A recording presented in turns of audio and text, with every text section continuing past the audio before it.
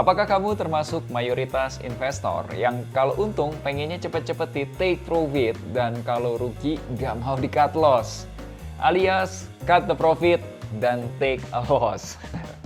Kali ini aku mau bercerita bagaimana caranya supaya kamu nggak buru-buru take profit atau supaya investasi kamu bisa bertumbuh puluhan persen hingga ratusan persen. Hai guys, semoga kamu bukan termasuk majority investor.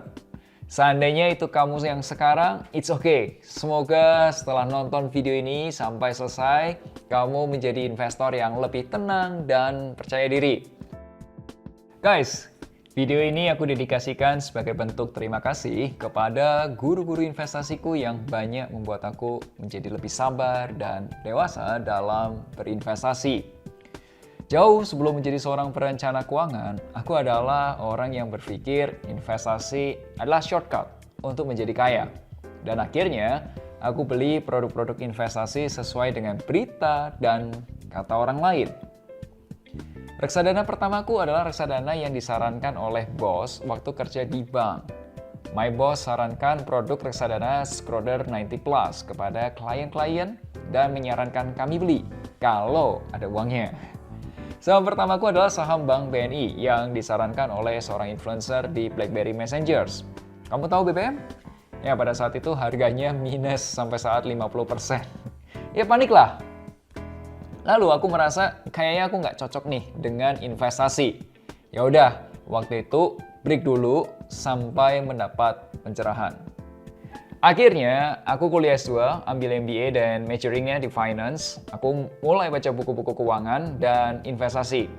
Cara pikir investasiku itu banyak dipengaruhi oleh penulis-penulis buku seperti Frank J. Fabuzzi, Profesor Aswath Damodaran, dan Robert Kiyosaki. Kemudian aku mempelajari lebih dalam saat CFP, mulai dari hukum-hukum investasi di Indonesia. Belajar investasi dari Korifan, teman-teman influencer di industri, keuangan, dan juga Kotomi. Dan akhirnya beberapa tahun lalu aku dapat sertifikat Wakil Manajer Investasi atau WMI. Aku mulai meneliti, kenapa sih seseorang investor itu merasa tidak percaya diri dengan investasinya? So aku menemukan 3 alasan.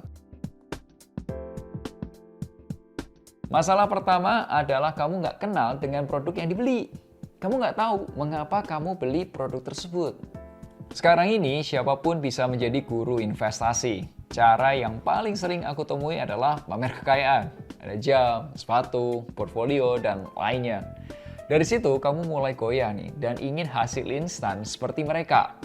Morgan Housel dalam buku Money Psychology pernah mengatakan, "We tend to judge wealth by what we see. We cannot see people's bank account or brokerage statement. So we rely on outward appearance to gauge financial success. Cars, home, vacation, Instagram photos. But this is America. And one of our cherished industry is helping people fake it until they make it." Apakah salah seorang selebgram, YouTubers, atau TikTokers pamer-pamer kekayaan? Ya nggak salah. Yaitu berkat kerja keras mereka dan mereka berhak untuk memamerkan itu semua. Yang aneh adalah kalau kamu mau seperti mereka dalam waktu singkat, modalnya kecil dan nggak mau ribet. Kalau kamu ikut-ikutan beli saham, kamu bisa jadi happy ketika harga sahamnya naik. Tapi ketika harga sahamnya turun, kamu mulai kebingungan. Dan bisa jadi menyalahkan influencer yang merekomendasikan. Kamu bisa nyontek sahamnya influencer, tapi kamu nggak bisa merasakan kepercayaan diri yang sama. Vin, apakah saham yang kamu pegang itu pernah turun dalam? Pernah.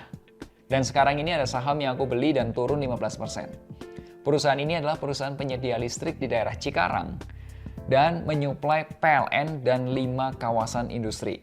Aku beli di harga rata-rata 716 perak dan sekarang dihargain di harga 615 perak.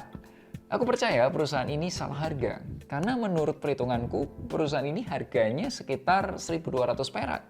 Ya sebenarnya masih ada untung 39-40%. Aku juga sekarang sedang nyiapin uang untuk beli lagi di harga diskon. Kalau perusahaan bagus, ya nggak apa di average down. Nah, kalau perusahaannya nggak bagus, ya jangan di average down dong, mending di cut loss aja. Anyway, ini bukan pom-pom atau rekomendasi investasi, tapi just sharing my experience.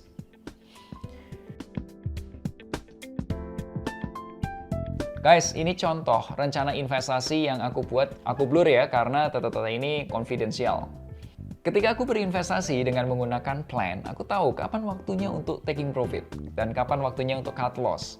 Termasuk waktu untuk masuk scaling in, waktu keluar scaling out, atau juga averaging down.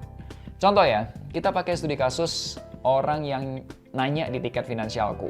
Bagaimana caraku memperbaiki portofolio seperti ini? Supaya kamu nggak kena pom-pom sahamnya, ini aku tutupin semua nama-namanya. Keempat saham ini termasuk saham value stock. Menurutku dari jumlah saham, aku merasa sudah pas. Dengan modal sekitar 340 jutaan rupiah, jumlah saham yang dimiliki hanya ada 4. Misal pun mau nambah satu saham lagi sebenarnya masih oke. Porto saham 1 dan saham 4 ini masih minus. Saham 4 sebenarnya minusnya lebih gede daripada saham 1. Saya coba hitung nih, nilai intrinsik saham 4 itu sekitar 1.000 perak. Artinya, margin of safety atau diskonnya itu kurang dari 30%. Ya, kurang lebih potensi untung sekitar 40%. Saya juga hitung nilai intrinsik dari saham 1, sekitar 2.500. Artinya, margin of safety itu sekitar 54% dan potensi untungnya masih sekitar 117%. Jadi saranku, bisa nambah sekitar 100 lot di saham pertama, itu kurang lebih kisaran harga 1.130, dan 100 lot lagi di harga sekitar 1.100 perak. Sisanya, pegang uang cash dulu aja atau hold cash, sambil nunggu peluang masuk lagi jika ada diskon yang cukup signifikan. Barusan yang aku lakukan ini namanya bedah portofolio saham. Nah teman-teman, kamu bisa ngobrolin portofolio kamu melalui menu konsultasi keuangan di aplikasi Finansialku. Alasan terakhir adalah nggak pernah review investasi, sehingga nggak update nih dengan kondisi yang terkini. Aku sendiri tidak percaya dengan jargon investasi jangka panjang itu paling aman, beli dan lupakan. Contoh nih guys ya, ada seorang namanya Pak Alex. Di tahun 2010 usianya 45 tahun. Kemudian Pak Alex berinvestasi selama 10 tahun ke depan. Strateginya beli dan lupakan. Pertanyaannya, ketika market crash di Maret 2020 karena COVID-19, apakah Pak Alex bisa pensiun?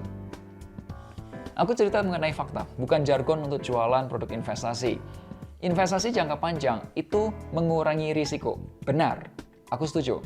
Tapi investasi, beli dan lupakan, aku kurang setuju. Makanya jangan heran ketika kamu menggunakan jasa perencana keuangan, ada review setiap bulannya. Semoga setelah nonton video ini kamu bisa menjadi lebih percaya diri dalam berinvestasi. Karena kamu menjadi investor yang mengenal produk investasinya, punya plan dan money management yang baik, serta melakukan review secara berkala. Kalau kamu mau tahu investasi saham, boleh tonton playlist investasi saham. Sampai jumpa di video Melek Finansial hari Rabu minggu depan. Akhir kata, make a plan and get your financial dreams come true.